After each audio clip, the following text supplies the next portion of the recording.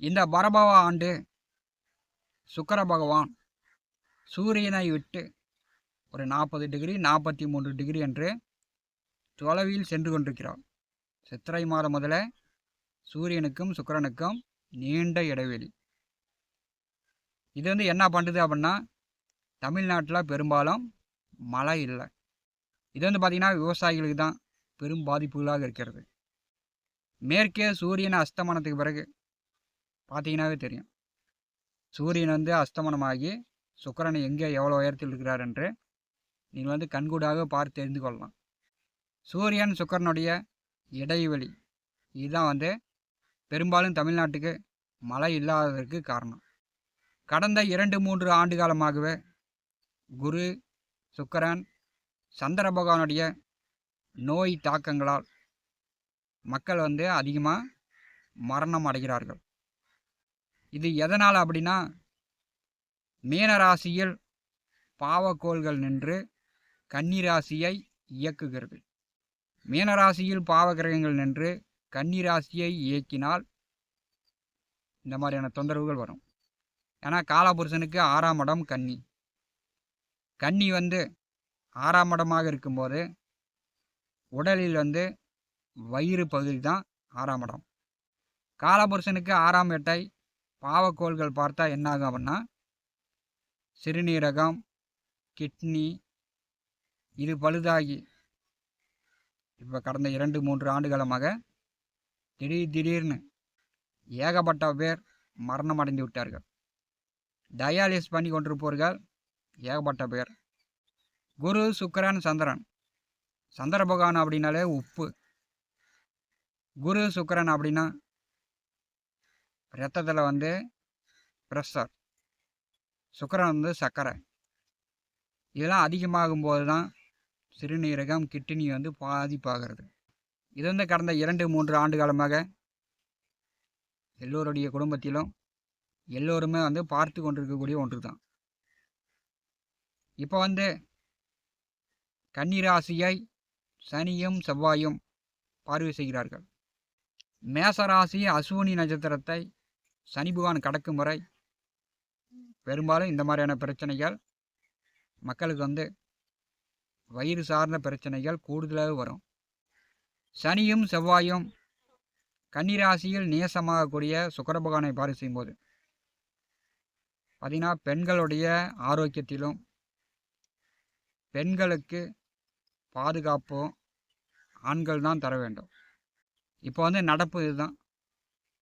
கடந்த கால நடப்பு வயிறு சார்ந்து சிறுநீரகம், கிட்னி சார்ந்து வியாதி அடுத்தடுத்த மரணங்களை பெரும்பாலும் பார்த்திருக்கிறோம்.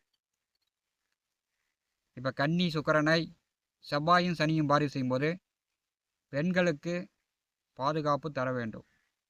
அவரவர் உண்மையாக ஒழுக்கமாக இருந்தாலே பிரச்சனை இல்லை, குற்றங்கள் நடக்காது. இதை எல்லோருமே மனதில் நிறுத்துங்க. அப்புறமேட்டி ஜோதிட பலன்கள் பார்க்கலாம். சுக்கிரன் நேசமாக செல்லும்போது ப்ரெஷர், சர்க்கரை, கிட்னி பழுதானவர்கள், தினந்தோறும் மருந்து மாத்திரை சாப்பிடக்கூடியவர்கள் மருந்து மாத்திரை தொடர்ந்து சாப்பிடுங்க. உடல் ஆரோக்கியத்தில் கவனம் எடுத்துக்கொள்ளுங்கள். கன்னிராசியை சனியும் செவ்வாயும் பார்வை செய்கிறார்கள். கருப்பு சட்டையும் காக்கி சட்டையும் இணைந்து குற்றங்களை பெரும்பாலும் தடுத்து விடுவார்கள். அதில் எந்த சந்தேகமும் இல்லை. மேசம் ராசி அன்பர்களுக்கு நீச்ச கன்னி சுக்கிரன் சனி செவ்வாய் பார்வையில் அடுத்த 2 மாத காலம் சஞ்சாரம் செய்வார். மேச ராசி அன்பர்களுக்கு நீச்ச கன்னி சுக்கிரனால் ஏற்படும் பலன்கள் காணலாம். மேசராசி பார்த்தீங்கன்னா 2 7ஆம் வீட்டின் அதிபதி, அதாவது குடும்ப கலத்திராதிபதியாக இந்த சுக்கிர பகவான் வருகிறார். அவர் இயற்கையாகவே காலபுருஷனுக்கு 6வது வீட்டில் நேசம். உங்கள் ராசிக்கு 6வது வீட்டிலே குடும்ப கலத்திராதிபதி நேசமாக செல்லும் போது இயற்கையாகவே உங்களுக்கு சின்ன வயசில் சம்பாதிக்கக்கூடிய அமைப்பு உண்டு. குடும்ப கஷ்டத்தை, குடும்ப பொறுப்பை நீங்கள் இளம் வயதிலேயே சுமக்கக்கூடிய அமைப்பு மேச ராசியில் பிறக்கக்கூடிய அன்பர்களுக்கு உண்டு. பார்த்தீங்கன்னா அப்பா வாங்கிய பெற்றோர்கள் வாங்கிய கடனை இளம் வயதிலேயே நீங்கள் கட்டக்கூடிய அமைப்பு உண்டு. ஏன்னா குடும்பாதிபதி 6வது வீட்டிலே நேசம் பெறும்போது இளம் வயதில் கடனை கற்றிருப்பீங்க.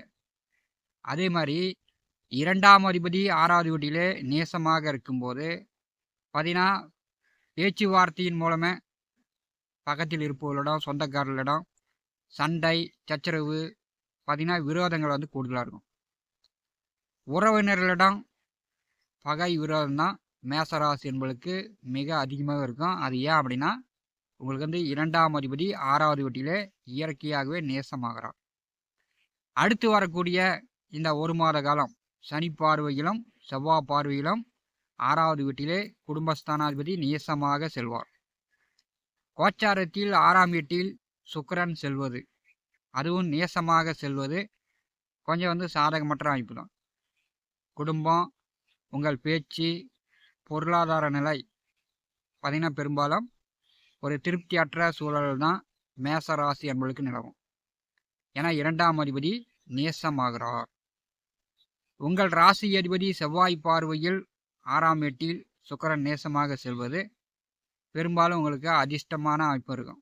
வேலை இல்லாதவர்களுக்கு வேலை கிடைக்கும். இதுவரை கடுமையாக கஷ்டப்பட்டு கொண்டிருப்பவர்களுக்கு அந்த கஷ்டம் குறையும்.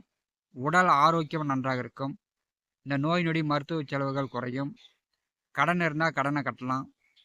6ஆம் இடம் சார்ந்த ஒரு நன்மைகளும் இந்த காலகட்டத்தில் உங்களுக்கு கிடைக்கும். மேசராசிக்கு குடும்பஸ்தானாதிபதி 6வது வீட்டிலே நேசமாகி தன்னுடைய ராசிநாதன் பார்வை செய்யும்போது பெரும்பாலும் வந்து பார்த்தீங்கன்னா இளைஞர்கள் எதிர்பாலினர்களிடம் கொஞ்சம் கவனமாக இருக்கணும். அதாவது உங்களை விட வயது மூத்த பெண்களாக இருந்தாலும் சரி, இளைய பெண்களாக இருந்தாலும் சரி, எதிர்பாலினர்களிடம் மேசராசி என்பவர்கள் கவனமாக இருக்கணும். ஏன்னா கோச்சாரத்தில் 6ஆம் வீட்டில் சுக்கிரன் செல்லும்போது பெண்களிடம் பேசும்போது கவனமாக இருக்கணும். இல்லைன்னா பேச்சுவார்த்தையின் மூலமே நீங்கள் வந்து அசிங்கம் அவமானப்படக்கூடிய சூழ்நிலை ஏற்படுத்தி விடும். மேசராசிக்கு 6வது வீட்டிலே சுக்கிரன் நேசமாக செல்லும்போது 12வது வீட்டிலே வக்கரக நிலையில் இருக்கக்கூடிய சனி பகவான் வந்து பார்வை செய்கிறார். இப்போ வந்து உங்களுக்கு 7.5 நாட்டு சனியில் விரைய சனி ஓடிக்கொண்டிருக்கிறது. சனி வக்கரமாக இருப்பது ஓரளவு பரவாயில்ல. 2ஆம் அதிபதியை கலத்திராதிபதியை சனி பகவான் பார்வை செய்யும்போது திருமணமானவர்கள் கணவன் மனைவிக்குள் அனுசரிப்பு வேண்டும். விட்டு கொடுத்து செல்லணும். தேவையில்லாமல் வாக்குவாதம் விவாதம் பண்ணிங்கன்னா கணவன் மனைவிக்குள் சண்டைச்சீரு வரும். பெரும்பாலும் 7ஆம் அதிபதி 6வது வீட்டிலே நேசமாக 12வது வீட்டிலிருந்து சனி பகவான் பார்வை செய்யும்போது சந்தேக குணம், ஒருத்தருக்கு ஒருத்தர் புரிஞ்சிக்காம ஒரு பொறாமை கெட்ட எண்ணம் இதெல்லாம் வந்து இந்த காலகட்டத்தில் உங்களுக்கு கூடுதலாக வரும். அல்லது உங்கள் வாழ்க்கை துணைக்கு சந்தேகம் படக்கூடிய சூழ்நிலை இந்த காலகட்டத்தில் ஏற்படும். அதனால் மேசராசி என்பர்கள் பார்த்தீங்கன்னா அடுத்த ஒரு மாத காலம் 7ஆம் அதிபதி நேசமாக சனி பகவான் பார்வையில் இருக்கும்போது கண்டிப்பாக வந்து நீங்கள் வந்து ஒருமையுடன் செல்வது, யாருக்கும் வாக்கு கொடுக்காதீங்க. வாக்குறுதி கொடுத்தீங்கன்னா காப்பாற்ற முடியாது. குடும்பத்தில் பேசினாலும் சரி, வெளி இடத்துல பேசினாலும் சரி, தன்மையாக பேசுங்க, அவசரப்படாமல் பேசுங்க. ஏன்னா உங்களுடைய பேச்சுவார்த்தையின் மூலம் இயற்கையாக உங்களுக்கு குடும்பத்திலையும் சரி, வெளியிடத்துலையும் சரி, ஒற்றுமை இல்லாத தன்மை தான் பெரும்பாலும் மேசராசி என்பதற்கு ஏற்படும். அதெல்லாம் ஏன் அப்படின்னா இயற்கையாகவே உங்கள் ராசிக்கு 6வது வீட்டில் சுக்கிர பகவான் வந்து நேசம். ராசி அதிபதி செவ்வாய் பார்வையில் சுக்கிரன் இருக்கும்போது பார்த்தீங்கன்னா விவசாயம் செய்து கொண்டிருப்பவர்கள், மண் நிலம் பூமி சார்ந்த தொழில்களை செய்யக்கூடியவர்கள், ஆடு மாடு வளர்ப்பு பிராணிகள் வளர்த்தி கொண்டிருப்பவர்களுக்கு ஓரளவு நன்மையான காலகட்டமாக அடுத்த ஒரு மாத காலம் மேச ராசி என்பதற்கு இருக்கும். உங்கள் ராசிநாதன் சுக்கிரனை பார்வை செய்வது பார்த்தீங்கன்னா பெரும்பாலும் மேசராசி என்பவர்கள் இந்த பகை விரோதம் இல்லாமல் பார்த்துங்க. திருமணமானவர்கள் கணவன் மனைவிக்குள் பகை விரோதம் இல்லாமல் பார்த்துக்கிட்டிங்கனாவே இந்த மாதத்தை தாராளமாக ஈஸியாக கடந்து விடலாம். ஞானவழி யூடியூப் சேனலை பார்த்து கொண்டிருக்கக்கூடிய அன்பர்கள், இதுவரை நம்முடைய சேனலை சப்ஸ்கிரைப் செய்யாத அன்பர்கள் மறக்காமல் நம்முடைய சேனலை சப்ஸ்கிரைப் செய்து கூடவே இருக்கின்ற ஆல் பட்டன் அழுத்திங்க. தினந்தோறும் நம்முடைய சேனலில் ஜோதிட பலன்கள் பதிவிடப்படும். உடனுக்குடன் பார்த்து பயன்பெறுங்கள். நன்றி, வணக்கம்.